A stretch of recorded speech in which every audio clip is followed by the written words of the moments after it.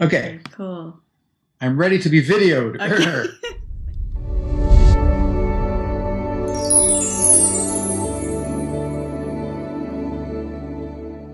What are some of your secrets that you can pass on, if you have any? I don't, I, I wouldn't call them secrets, Yeah. especially after I pass them on during my book.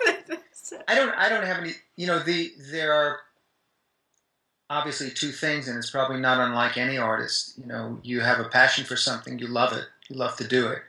And with me in particular, there was nothing else I ever wanted to do.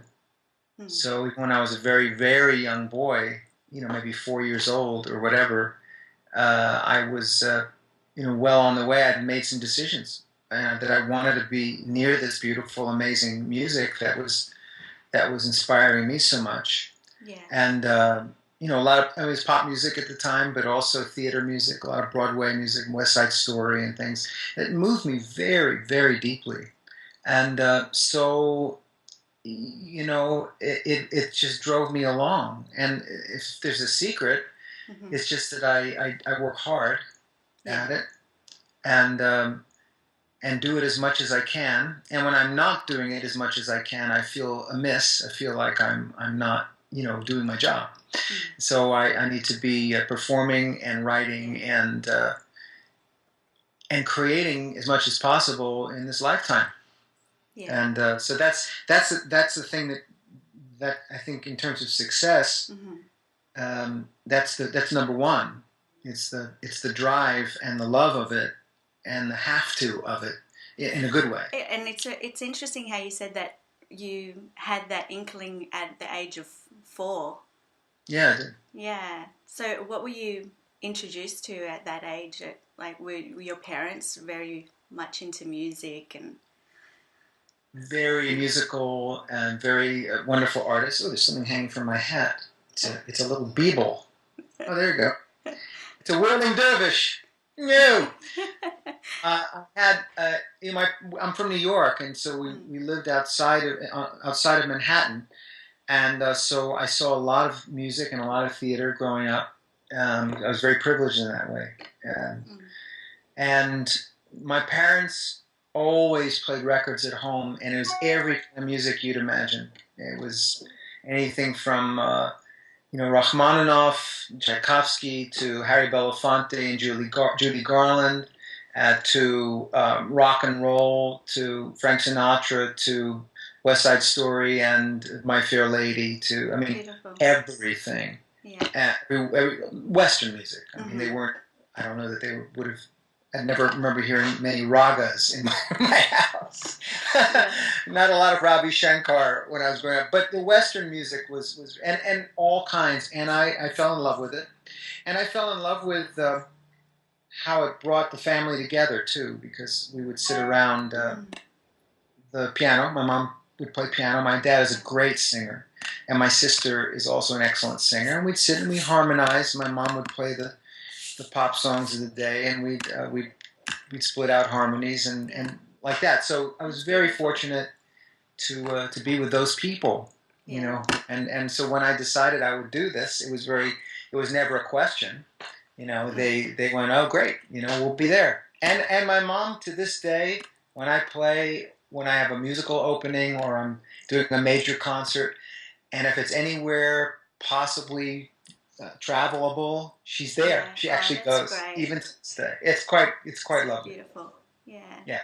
Oh, that's lovely. I saw on your post this morning that you've been doing some songwriting. And you've written songs for many amazing performers like Barry Manilow and Bette Midler. And and so how did that come about? How did it start, and who did you surround yourself with to be able to reach to those performers and with your songs? Well, in terms of the nuts and bolts of the business, it's for the most part, it helps to get hooked up with some power. In my case, it was a music publisher. It was Warner Brothers in Los Angeles, and I was recording for Arista Records. It was Clive Davis, who's legendary, and so you get hooked up to, that's the other aspect of the success. Obviously you got to love it and do it, but you also have to, it's a very people oriented sport, and you get out, like you're very very outgoing and friendly, and when you make relationships, it's very important. So I made some very good relationships early on. And through those relationships, my songs were heard by other major artists, and sometimes they were taken off of my own albums or whatever. But I set it up so that I was in a major distribution pool of power. And look how big my hands are. I know, that's why I keep my hands down here, because my... It's good, eh? You don't want to come near my nose, however. That's... I'm gonna... Yeah, I think that's important, isn't it? You can do it yourself, but it's better, obviously, with power around. Yeah, and networking as well, and...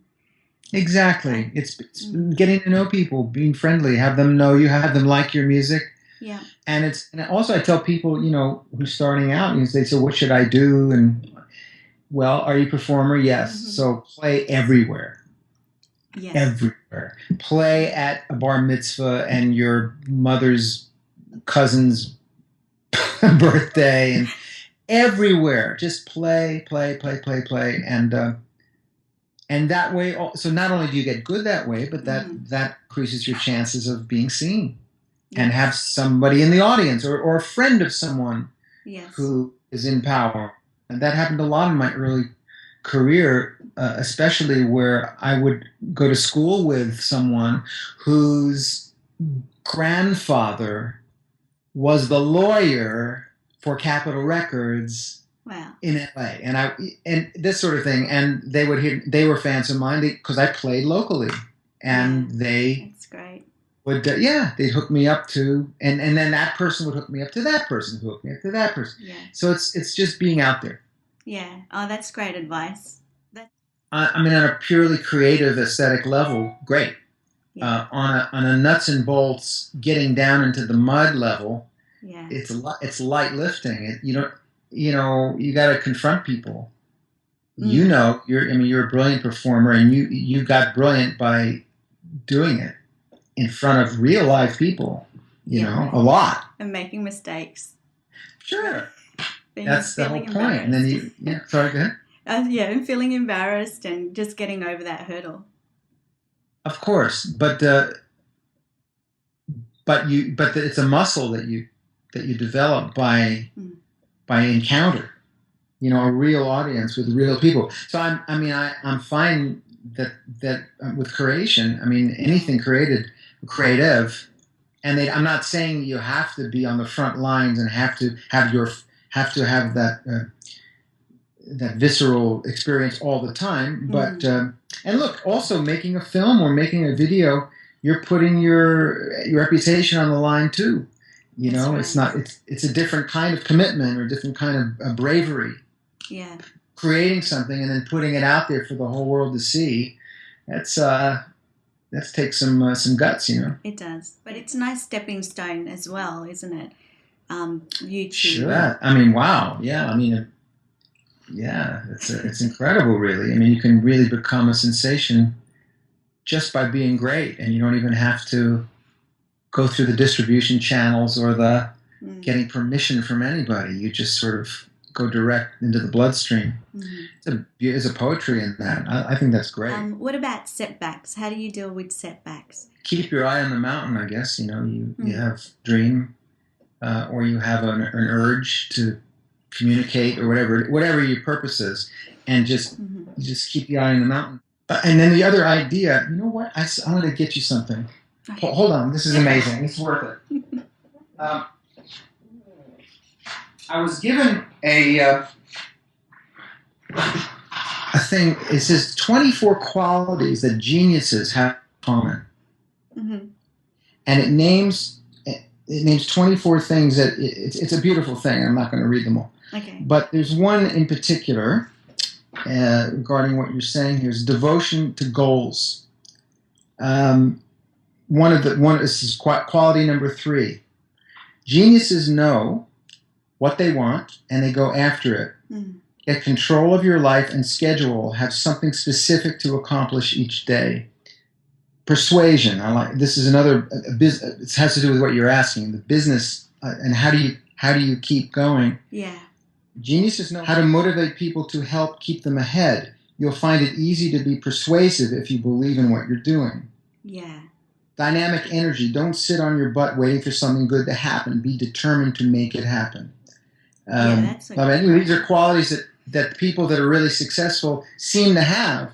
Optimism. Geniuses never doubt they will succeed. I love this one. Deliberately focus your mind on something good coming up. Yeah. So when you're knocked on your duff and things are rough, and that even rhymes, you plug into that sort of thing. You plug into the motor, the reason you're doing it anyway. You may want to take a walk and shake it off and look around and make sure you just kind of come back to present time a little bit. Whatever you do to do that, have a good night's sleep or whatever, and then wake up in the morning and you go, you know what? Let's give it another whack today. You know, let's give it a real hard whack. It's a viewpoint. No, that's great. I'll have to get that off you. Your yes. List. I'll share it with you. I don't have the author's name exactly, but I will. I'll get that for you. That'll be great. And then... Right, like a Disney movie, or like 42nd Street or something. Yeah. So you're on. It's your chance. Yeah. The lead actress sprained her ankle. You're going to go on. But the understudy had to work hard to be an understudy and to be in that position. It doesn't. I think if there's anything that I wouldn't say disagree with, but that I question, is when I talk to some young people, they have the viewpoint that you're talking about a little bit. It's kind of like, I'm going to give this a try now. I'll give this a try. And if it doesn't work after a year, I'll look at something else, or that kind of thing. And it's like there's no motor, It's like, why? Because you want to be famous, or you want to be on American Idol or Australian, or what's the point? What are you trying to do? Where's it coming from? Inside out, or you want to be admired by people? Is that the purpose? Yeah. And it just seems like that it's an urge to communicate, and that's the thing that keeps you going. Yeah, that's right. That communication, and the reason, I guess, why. I think that's important to know. What's your message? Well, it's an urge. It's an urge to create. I don't know if there's an answer to that. Maybe everyone has their own answer, but for me, I just know it's just something I got to do because I love it and want to, and I feel it's valuable. And I was given some talent or an opportunity to do something with this, and so if I squandered it or wasted it, to me, that's what a sin is. If you have an opportunity to help or to do something, we all have talent. We all given something. Yeah. It's almost like someone's whispering in the ear and saying, "Here, go, have this grow this." Yeah. And so you go out and grow.